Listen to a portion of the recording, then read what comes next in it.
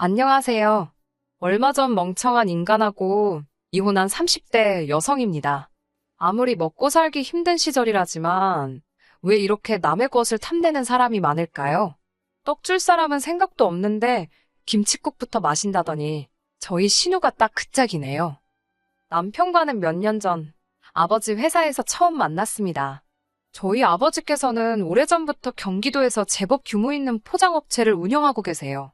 직원 수도 제법 많지만 가끔 일거리가 밀릴 때면 아르바이트생 몇 명을 고용하기도 하시지요. 남편은 그렇게 고용된 아르바이트생들 중 한 사람이었고요. 반면에 저는 미국에서 유학을 마치고 돌아와 아버지로부터 일을 배우는 중이었습니다. 언젠가부터 눈에 띄게 건강이 안 좋아지신 아버지께서는 하루라도 빨리 사업을 저에게 물려주시고는 시골에 내려가서 지내고 싶다 하셨습니다. 물 맑고 공기 좋은 곳에서 어머니와 힐링하며 살고 싶으시다고요. 저도 그런 아버지의 소원을 들어드리고자 아버지 뜻에 따르기로 했네요. 사업을 물려받기 위해서는 아버지 사업체가 어떻게 움직이는지 처음부터 끝까지 다 알아야 했습니다. 그래서 작은 일, 큰 일 가리지 않고 뭐든지 직접 부딪히며 배워야만 했고요. 그러다 보니 직원분들하고도 금세 얼굴을 익히게 되었고 아르바이트생들까지도 다 만나게 되었지요. 남편과도 그때 알게 되었습니다. 하지만 이후로 한동안 접점이 없었기에 그대로 잊고 지냈네요. 그러다 우연히, 정말 우연히 마주친 남편이 제게 반가운 채 인사를 하더라고요. 그러면서 다른 회사에 정규직으로 취직을 했다며 그만둔다 했습니다. 그 소식을 들으니 잘됐다 싶으면서도 왜인지 서운한 생각이 들더라고요. 남편이 일을 워낙 잘해서 저희 회사 내에서도 정규직으로 채용을 한 해 만에 말이 나오던 찰나라 더 그랬던 것 같아요. 아무튼 잘 됐다고 가서도 열심히 하시라고 축하를 했어요. 그런데 남편이 우물쭈물거리더니 저에게 혹시 연락처 좀 가르쳐 줄 수 있냐고 물어왔습니다. 생각지도 못한 그의 말에 약간 당황하긴 했지만 못 줄 것도 없다 싶어서 제 연락처를 가르쳐 주었어요. 이후로는 본격적으로 서로를 알아가게 되었고요. 남편이 말하기를 자기는 처음부터 저에게 관심이 많았는데 아무래도 사장님 딸이라는 것 때문에 다가가기가 어려웠답니다. 그래서인지 서로 다른 직장에서 일을 시작한 이후로 남편은 전과 달리 굉장히 적극적인 모습을 보여주었지요. 예상치 못한 남편의 모습이 당황스럽긴 했지만 싫지만은 않았습니다. 이후로 저희는 어느 다른 연인들과 다름없이 울고 웃으며 연애를 했고 자연스레 부부의 영까지 맺게 되었지요. 누군가 그러더군요. 결혼을 할 때는 상대의 좋은 점 10가지보다는 싫은 점 1가지를 내가 버틸 수 있겠는지 그걸 생각해야 된다고요. 남편의 프로포즈에 답하기 전 며칠 동안 곰곰이 남편에 대해서 내가 견디지 못할 게 뭐가 있을지 고민했지만 아무것도 떠올리지 못했습니다.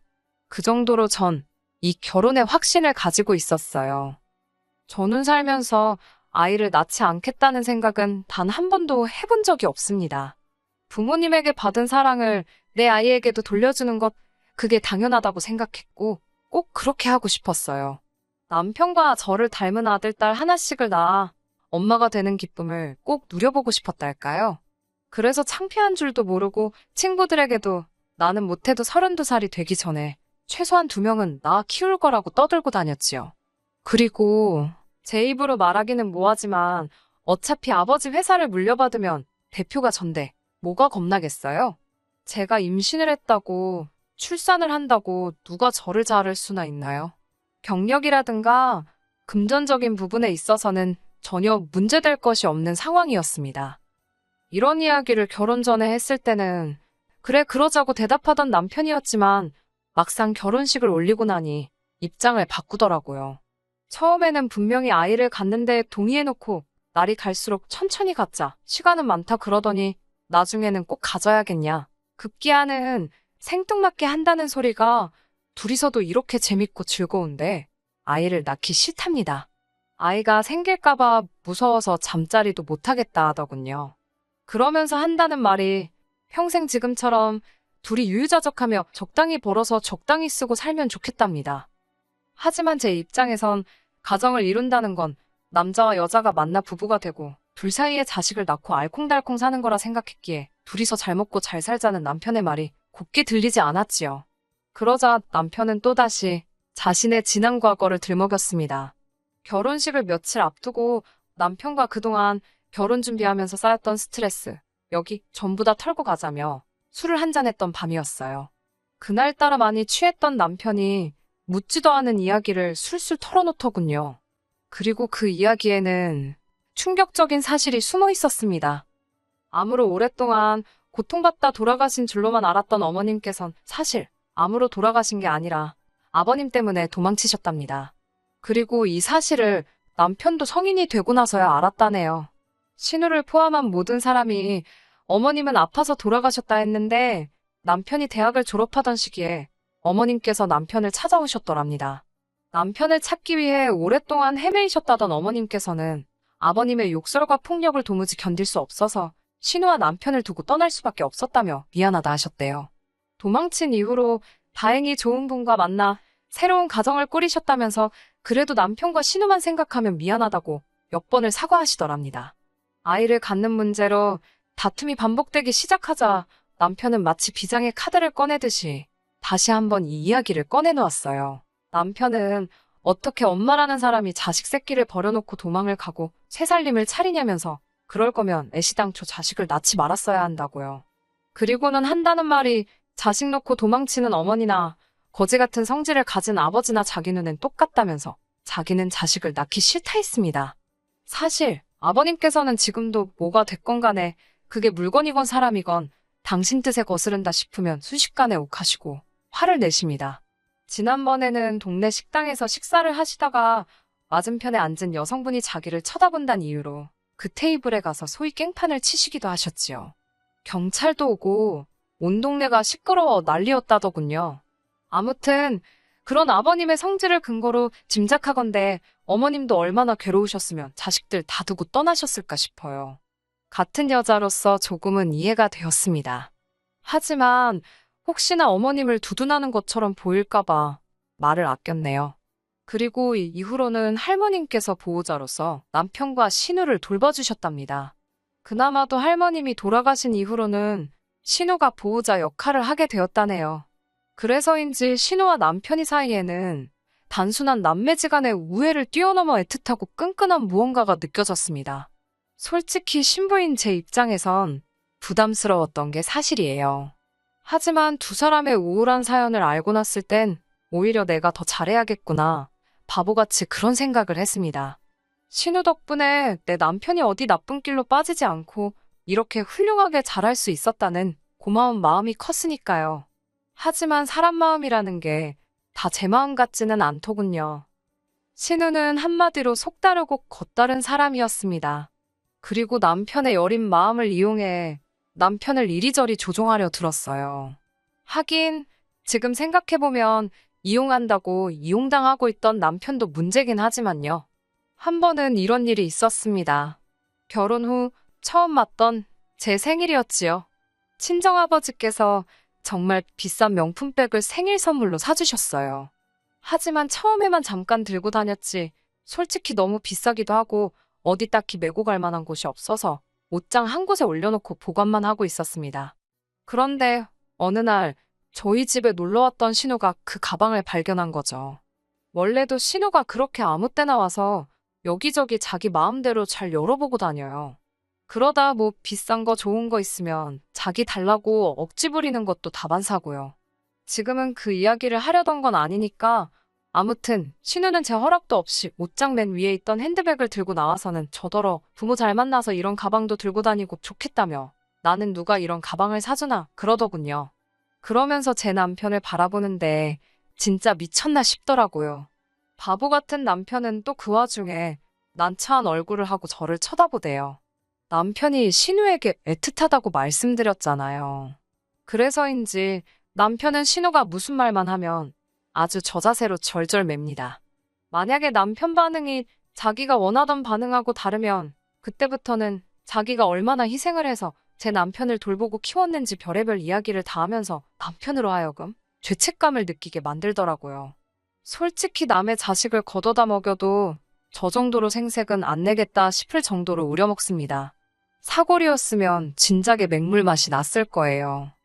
사실 신우가 억지를 부려도 내 남편 키워준 값이다 생각하고 가격대가 너무 지나치지만 않으면 제가 사주는 경우가 다반사입니다. 그런데 이번만큼은 남편 2달치 월급이랑 비등비등한 가격이었는데 제정신인가 싶었습니다. 자기 남편 두고 왜 여기 와서 저러나 싶었지요. 결국 제가 나서서 신우에게 이 가방 살려면 이 사람 2달 동안 숨만 쉬고 돈 벌어야 된다고 뼈있는 농담으로 상황을 정리했네요. 그런 신우가 작년에 임신을 했습니다. 그동안 자기는 딩크라며 너희도 애 갖지 말라고 그러던 양반이 임신을 했다는데 실망은커녕 좋아 죽으려고 그러더라고요. 아무래도 노산이다 보니까 별 기대가 없었던 상황이었고 다른 사람들한테 이래저래 설명하기 귀찮으니까 그냥 딩크라고 했었나 보다 싶었어요. 사실 신우가 딩크 타령할 때마다 남편이 점점 더 아이를 안 갖는 쪽으로 확실히 마음을 정하는 것 같아서 조바심도 나고 신우가 믿고 원망스러웠는데 시조카가 태어나면 달라지지 않을까 싶어서 기대가 컸네요. 하지만 어찌된 일인지 아이를 키우는 신우는 전보다 더 강력하게 저희 부부더러 아이를 갖지 말라 했습니다. 도대체 이유가 뭐냐고 물으면 귀찮다는 말 말고는 그다지 그럴듯한 설명도 못하면서 말이에요. 도무지 이해할 수가 없었지요. 시조카임에도 불구하고 제 눈에도 너무 예쁘고 사랑스러운 아이를 키우면서 왜 우리한테는 애를 갖지 말라는 건지. 그 이유를 알게 된 건 올해 봄에 있었던 사건 때문입니다. 올해 봄 아버지께서는 중대한 결심을 내리셨다며 저희 부부를 집으로 부르셨습니다. 직감적으로 사업 이야기를 하시려는 모양이다 싶었지요. 대표직을 물려받기 전에 둘 중 하나이라도 먼저 낳고 싶었는데 머릿속이 복잡했습니다. 역시나 제가 예상했던 대로 아버지께서는 회사 일에서 손을 떼시겠다며 저에게 한 달 후부터 본격적으로 수순을 밟아나가자 하셨습니다. 그런데 그 자리에서 남편이 갑자기 그래도 사업이라는 게 대표가 여자면 주변에서 깔보고 그럴 수도 있지 않겠냐며 자기를 바지사장처럼 앉히시고 실질적인 일은 제가 하게 하는 게 어떻겠냐입니다. 한 번도 저와 그런 이야기를 상의한 적도 없는데 바지사장이건 뭐건 자기한테 대표라는 타이틀을 달라니 남편의 어이없는 자기 PR에 정말 깜짝 놀랐네요. 저희 아버지께선 당신 사위가 야심가인 줄은 꿈에도 몰랐다며 너털웃음을 보이셨지만 이내 거절하셨습니다. 이 사업은 당신 딸 거니까 설령 제가 남편을 바지사장에 앉히더라도 제가 판단할 일이지 아버지는 개입하지 않으실 거라고요. 남편은 뭐라고 한마디라도 더 하고 싶은 눈치였지만 결국 아버지의 말씀에 반박하지 못하더군요. 그날 집으로 돌아와 남편에게 왜 그런 이야기를 했냐고 물으니 남편이 쭈뼛거리면서 신우가 한번 물어보라 했답니다. 황당하더라고요. 물어보랜다고 물어보는 남편이나 신우는 자기가 뭔데 그런 걸 물어보라고 하나. 찜찜했지만 따지고 들자니 남편이 그러지 말라고 하도 애걸복걸을 해서 눌러 참고 있었습니다. 그리고 얼마 지나지 않아 신우 딸의 돌이었어요. 그래도 제가 외숙모인데 금반지 하나로 달랑 끝내기 뭐해서 금반지하고 백화점 명품 매장에 들려 요새 인기라는 여자아이용 원피스도 한 벌 샀습니다. 그렇게 돌잔치에 도착했는데 신우가 제 손에 들린 쇼핑백을 보더니 뭐 이런 비싼 걸 사왔냐면서 저더러 돈 좀 아껴 쓰랍니다.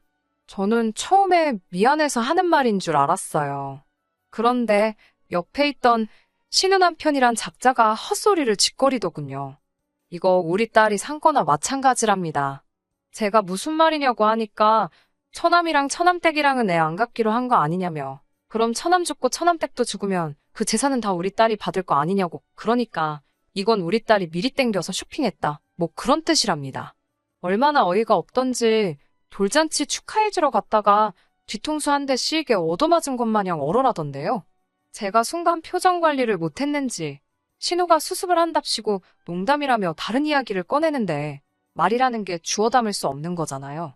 너무 찜찜하고 기분이 나빠서 남편도 남겨놓고 먼저 집으로 왔습니다. 제가 사라진 걸 알아챘는지 남편으로부터 몇 번 전화가 걸려왔지만 받지 않았네요. 몇 시간 뒤 남편이 집에 돌아왔고 제 눈치를 살피더군요. 저는 남편한테 우리도 아이를 갖자고 했습니다. 신우도 저렇게 애 낳고 행복해하는 거 보라고 당신은 정말 애 안 갖고 싶냐고요. 그러자 남편이 한다는 말이 한 집에 애가 하나만 있으면 되지 몇 명이나 뭐가 필요하냐입니다.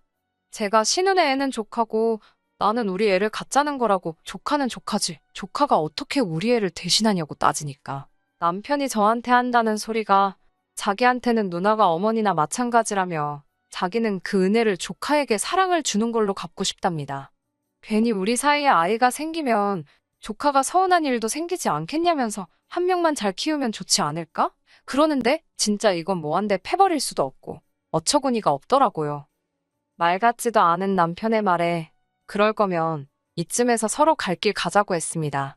나는 아이를 갖고 싶고 나의 온전한 가정을 꾸리고 싶은데 당신은 신으로부터 정신적으로 독립을 못한 것 같으니 우린 갈 길이 다른 것 같다고요.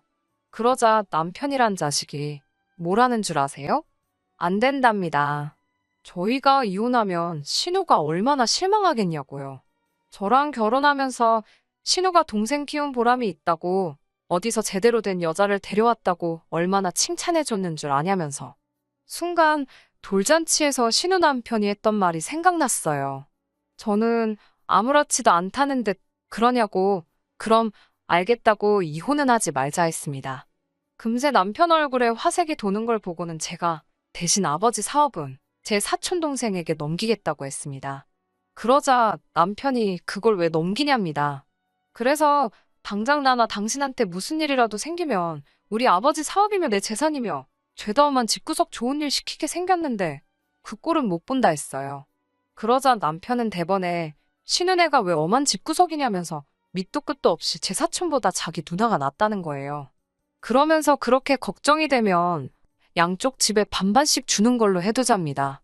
반은 제 사촌동생, 나머지 반은 신우나 시조카한테요. 이렇게 뻔뻔한 남자였나? 뻔뻔한 건가 멍청한 건가? 염치가 없는 건가? 별의별 생각이 다 들던걸요. 제가 목구멍 밖으로 튀어나오려는 욕들을 억누르며 간신히 한마디 했습니다. 미친 거 아니냐고요. 우리 아버지가 평생 일군 사업에 왜 니네 누나 숟가락을 얹으려고 하냐니까. 자기 누나가 없었으면 자기도 여기 없답니다. 기가 막히고 진짜 코가 막히더라고요. 더는 남편하고 말 한마디도 섞고 싶지 않아서 야, 가라. 가, 네 누나한테로 가라고 했네요. 다시는 연락하지 말라고 변호사 사서 이혼서를 보낼 테니까 그런 줄 알라고 했습니다. 진짜 호의가 계속되면 혹은 줄 안다더니 그 말이 딱이더라고요. 이후로 뭐 난리도 아니었지요. 신우한테 전화와, 신우 남편한테도 전화와, 심지어 아버님한테도 전화 오고. 남편은 저희 친정 앞으로 찾아오다가 저희 아버지랑 마주치는 바람에 진짜 뒤지게 얻어맞을 뻔한 거 뒤따라오던 경비 아저씨 덕분에 살았다 하더군요.